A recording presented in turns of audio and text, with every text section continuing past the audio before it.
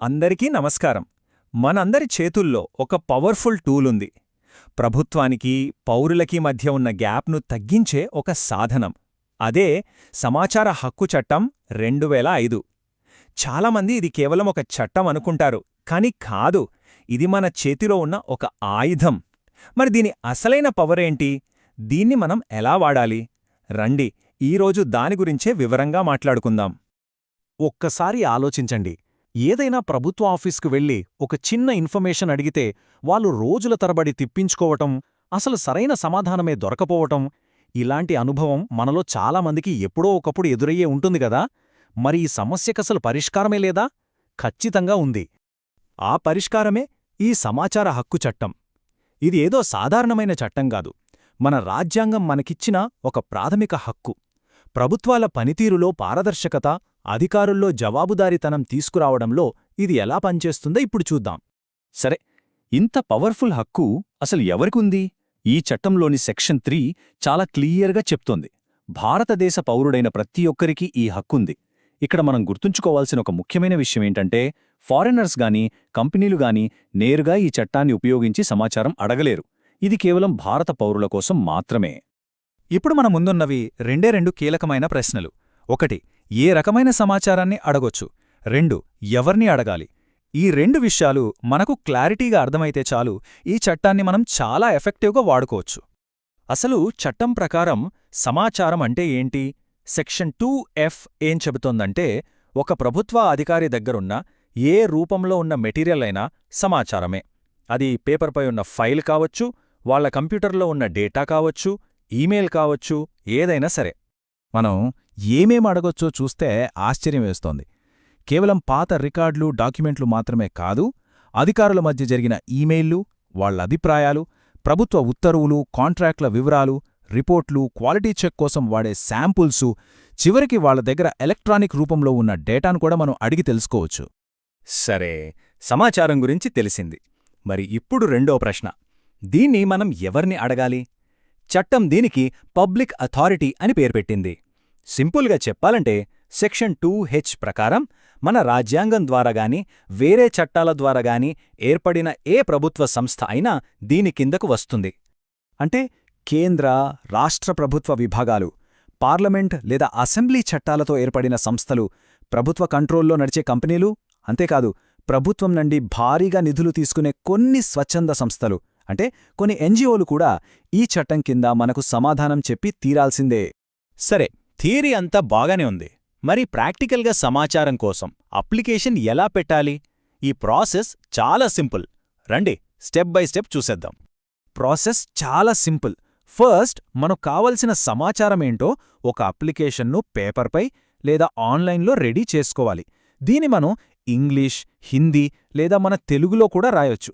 తర్వాత చాలా చిన్న అమౌంట్ ఫీజు కట్టాలి. ఒకవేళ బీపీఎల్ కార్డున్న వాళ్లైతే ఈ ఫీజు కట్టాల్సిన అవసరం కూడా లేదు. ఆ తర్వాత ఈ అప్లికేషన్ను ఆఫీస్లో ఉండే పబ్లిక్ ఇన్ఫర్మేషన్ ఆఫీసర్ PIO లేదా అసిస్టెంట్ PIO APIOకి ఇవ్వాలి. ఇక అన్నిటికంటే ముఖ్యమైన పాయింట్ ఏంటంటే, మనం ఈ సమాచారం ఎందుకు అడుగుతున్నాం అని కారణం చెప్పాల్సిన అవసరమే లేదు. మనం అప్లికేషన్ ఇచ్చాక ఆ పబ్లిక్ ఇన్ఫర్మేషన్ ఆఫీసర్ లేదా PIO మనకు సమాధానం ఇవ్వడానికి చట్టం ఇచ్చిన గడువు కేవలం 30 రోజులు. ఈ నంబర్ చాలా ఇంపార్టెంట్, గుర్తుంచుకోండి. అయితే ఇక్కడొక చిన్న తేడా ఉంది. మన అప్లికేషన్ను నేరుగా PIOకి ఇస్తే వాళ్ళు 30 రోజుల్లో సమాధానమివ్వాలి. ఒకవేళ మనం అసిస్టెంట్ PIO అంటే APIOకి ఇస్తే ఆ అప్లికేషన్ PIOకి చేరడానికి కొంచెం టైం పడుతుంది కదా. అందుకే వాళ్లకు అదనంగా 5 రోజులు టైమిస్తారు. సో అప్పుడు మొత్తం గడువు 35 రోజులవుతుంది. ఒకవేళ మనం అడిగిన సమాచారాన్ని అధికారులు ఇవ్వను అని చెప్తే పరిస్థితి ఏంటి? చాలామందికొచ్చే డౌట్ ఇదే. భయపడాల్సిన పనిలేదు. దీనికి చట్టంలోనే కొన్ని మినహాయింపులు, అలాగే ఒక క్లియర్ అపీల్ ప్రాసెస్ కూడా ఉంది. చట్టంలోని సెక్షన్ 8 ప్రకారం కొన్ని సెన్సిటివ్ విషయాల్లో సమాచారం ఇవ్వక్కర్లేదు. ఉదాహరణకి, దేశ భద్రతకు సంబంధించిన విషయాలు, కోర్టులు బయటపెట్టద్దు అని చెప్పిన సమాచారం, లేదా ఒక వ్యక్తి ప్రాణానికి ప్రమాదం కలిగించే వివరాలు, ఇలాంటి వాటికి మినహాయింపుంది. ఒకవేళ మన అప్లికేషన్ను సరైన కారణం లేకుండా రిజెక్ట్ చేసినా, లేదా వాళ్ళిచ్చిన సమాధానం మనకు సంతృప్తిగా లేకపోయినా అస్సలు అధైర్యపడాల్సిన పనిలేదు. మనకు 2 స్టేజులలో అప్పీల్ చేసుకునే అవకాశముంది. మొదటి అప్పీల్ను 30 రోజుల్లోగా అదే డిపార్ట్మెంట్లోని ఒక పై అధికారికి చేసుకోవాలి. వాళ్ళ జవాబుతో కూడా మనం హ్యాపీగా లేకపోతే 90 రోజుల్లోగా రాష్ట్ర లేదా కేంద్ర సమాచార కమిషన్కు వెళ్ళొచ్చు. ఈ టైంలైన్ను గుర్తుపెట్టుకోవటం చాలా ముఖ్యం.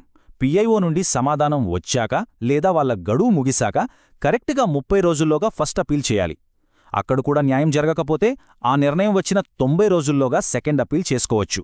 ఈ టైం దాటిపోతే మనం అప్పీల్ చేసే హక్కును కోల్పోతాం, సో జాగ్రత్త. ఇప్పుడు ఈ చట్టం యొక్క అసలైన పవర్ ఏంటో చూద్దాం. ఇది అధికారుల్లో జవాబుదారీతనాన్ని ఎలా పెంచుతుంది, ఒకవేళ రూల్స్ పాటించకపోతే ఎలాంటి పరిణామాలు ఎదుర్కోవాల్సి ఉంటుందో తెలుసుకుందాం. మరి ఒకవేళ అధికారి కావాలనే ఈ రూల్స్ పాటించకపోతే ఏమవుతుంది? ఏ సందర్భాల్లో పిఐఓకి పెనాల్టీ వేస్తారంటే, సరైన కారణం లేకుండా అప్లికేషన్ తీసుకోకపోయినా, కావాలనే టైంకి సమాధానం ఇవ్వకపోయినా, ఉద్దేశపూర్వకంగా తప్పుడు లేదా అసంపూర్ణ సమాచారం ఇచ్చినా, లేదా మనం అడిగిన సమాచారాన్నే నాశనం చేసినా సమాచార కమిషన్ వాళ్లకు ఫైన్ వెయ్యొచ్చు. ఆ పెనాల్టీ ఎంత ఉంటుంది? సమాచారం ఇవ్వడంలో ఆలస్యం చేసిన ప్రతి ఒక్క రోజుకి 250 రూపాయల చొప్పున జరిమానా విధిస్తారు. అలా ప్రతిరోజు లెక్కేసి ఆ ఫైన్ గరిష్టంగా 25,000 రూపాయల వరకు వెళ్ళొచ్చు. ఇది ఈ చట్టాన్ని తేలిగ్గా తీసుకోవద్దు అని అధికారులకు ఒక స్ట్రాంగ్ వార్నింగ్ అన్నమాట. బహుశా ఈ చట్టంలోనే అత్యంత శక్తివంతమైన రూల్ ఇదేనేమో. ఒకవేళ అధికారి సమాచారం ఇవ్వడానికి నిరాకరిస్తే ఆ నిర్ణయం ఎందుకు కరెక్టో నిరూపించుకోవాల్సిన బాధ్యత మనపై ఉండదు. ఆ భారం మొత్తం ఆ పబ్లిక్ ఇన్ఫర్మేషన్ ఆఫీసర్ పైనే ఉంటుంది. అసలైన జవాబుదారీతనం అంటే ఇదే. చూశారు కదా, ఈ సమాచార హక్కు చట్టం అనేది పౌరుల చేతిలో ఎంత పదునైన ఆయుధమో. దీన్ని మనం సరిగ్గా వాడితే ప్రభుత్వంలో పారదర్శకతను డిమాండ్ చేయవచ్చు, జవాబుదారీతనాన్ని నిలదీయవచ్చు. మరి మన ప్రజాస్వామ్యాన్ని మరింత బలోపేతం చేసే దిశగా ఈరోజు మీరు అడగాలనుకుంటున్న ఆ మొదటి ప్రశ్నేంటి?